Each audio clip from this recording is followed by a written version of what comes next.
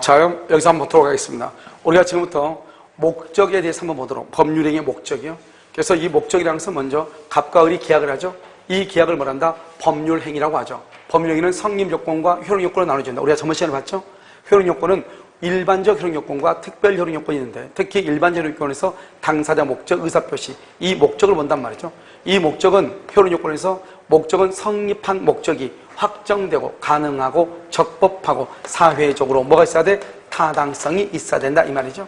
그래서 먼저 아무리 확정됐다 할지라도 가능성이 없으면 무효이고, 확정되고 가능됐더라도 적법하지 않으면 무효이고, 확정되고 가능하고 적법하더라도 즉 법에 위반되지 않더라도 사회적 타당성이 없으면 무효가 되는 것이에요.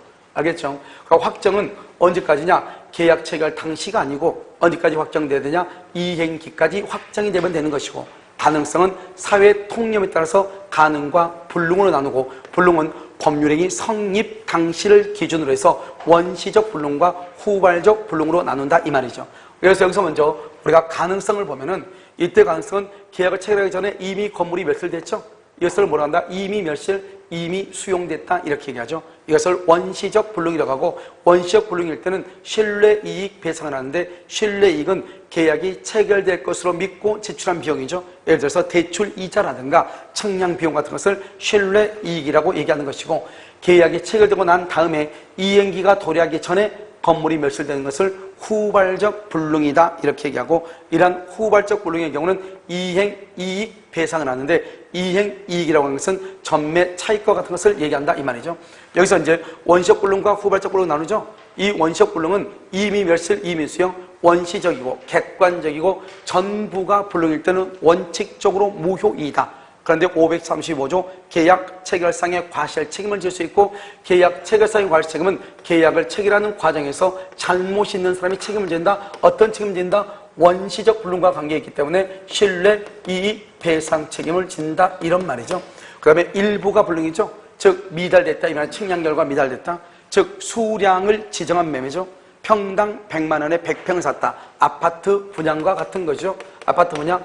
그런데 수량이 부족하다 이 말이죠. 그 수량 부족을 뭐라고 표현한다? 미달됐다 이렇게 표현하죠. 그랬을 때는 담보 책임으로 가는 것이지 계약 체결상의 과실 책임은 될 수가 없다.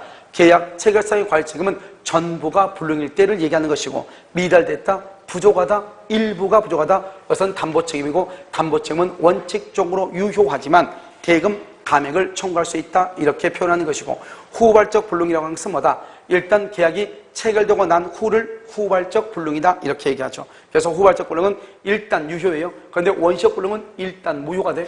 후발적은 일단 유효예요. 그래서 계약을 체결하고 난 후 그러면 일단 유효인데, 채무자가 잘못했다. 채무자는 누구로 한다? 매도인이죠. 채무자의 잘못으로 멸실됐다. 채무 불행이고 계약 해제, 원상회복, 손해배상을 청구할 수 있고, 채권자의 잘못으로 멸실됐다. 그다음 쌍방이 잘못이 없다. 즉 채무자가 잘못했는데 여기는 채권자가 잘못한 것이고, 쌍방이 잘못이 없다는 말은 여기는 채무자가 잘못이 없다는 말이니까 채무 불행이라는 말은 나올 수가 없고 위험 부담이라고 얘기하는 것이고, 특히 여기서는 대상 청구권. 그래서 여기 동그란 원은 뭐라 한다? 후발적 불능과 관계되죠. 그래서 시험에 뭐라 나온다? 후발적 불능과 관계가 없는 것은. 그래서 채무불이행 1번, 위험부담 2번, 대상조건 3번, 원상회복 의무 4번.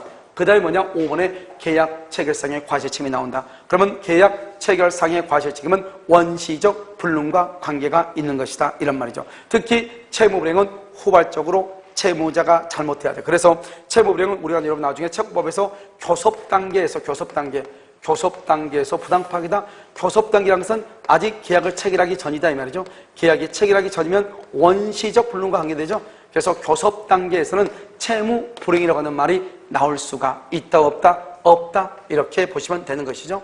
자, 그러면 적법성이죠. 강행규정과 임의규정으로 나눠지고, 강행규정은 주로 물권법에 규정되어 있고 임의규정은 주로 채권법에 나와있다 이 말이죠. 이것은 우리 민법상의 구별인 것이고, 여기 효력규정과 단속규정이라는 것은 행정법상의 구별이죠.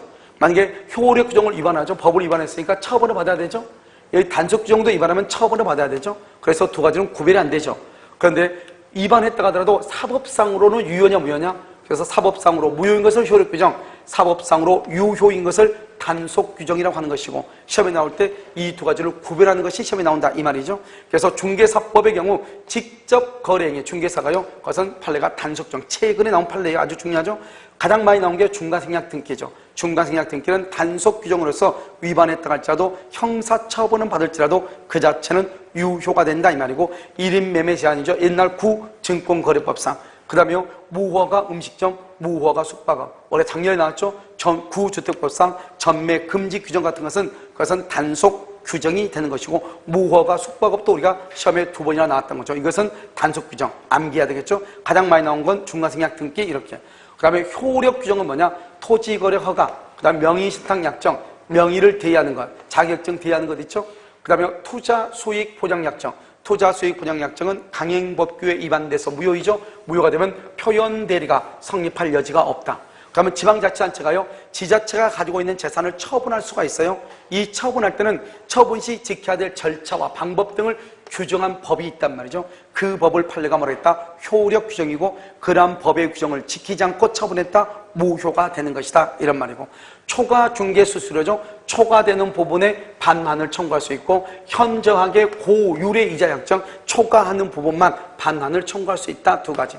변호사 아닌 자가 소송을 수행하고 소송 가액으로부터 나누어 먹게 한 경우 변호사법 위반으로서 무효가 되는 것이고, 여기는요, 변호사가 성공보수금 약정, 성공보수, 자기가 잘해서 성공한다, 성공보수로 받기로 해서 민사소송에서는 문제가 되지 않지만 형사사건에서는 103조에 위반될 소지가 있다, 판례가 이렇게 얘기했단 말이죠. 그래서 여기서 중요한 것은 뭐냐? 성공보수금 약정이라고 하는 것은 민사사건에서는 관계없죠. 우리 시험은 이렇게 나왔는데 다른 모든 시험은 형사사건에서 났단 말이죠.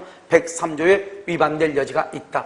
의사가 아닌 사람은 의사와 합작으로 병원을 설립할 수 없는데, 의사와 합작으로 병원을 설립하면 효력 규정에 위반돼서 무효가 되는 것이고, 공익법인 즉 학교법인의 경우는 기본 재산을 처분할 때 주무관청의 허가를 받아야 되는데 허가를 받지 않고 학교법인, 공익법인의 재산을 처분하면 무효가 되는 것이고, 윤락녀가 윤락행위를 하기 전에 포주로부터 선불금을 미리서 받았다 이 말이죠. 이것도 효력 규정에 위반돼서 유효이다 무효이다 무효가 되는 것이다 이 말이에요. 그래서 여러분들은 어떻게 한다? 효력 규정에는 뭐가 있고 단속 규정은 어떤 것들인가를 정확하게 암기를 해야 돼. 특히 여기서 중간생략 등기 이거 잘 아시고, 무허가 음식점, 무허가 숙박업, 그 다음에 직접거래, 최근에 나온 판례라고 그랬죠. 그것은 단속 규정이다 이렇게. 그 다음에 가능과 불능에서, 특히 불능에서 원시적 불능하고 후발적 불능에 관한 것. 이것은 원시적 불능에는 계약 체결사의 관청이 있고, 후발적 불능에는 채무 불이행과 위험 부담과 대상 청권이 주로 있다. 이것을 정확하게 알고 있어야 된다 이 말이에요. 알겠죠? 잠깐 쉬도록 하겠습니다.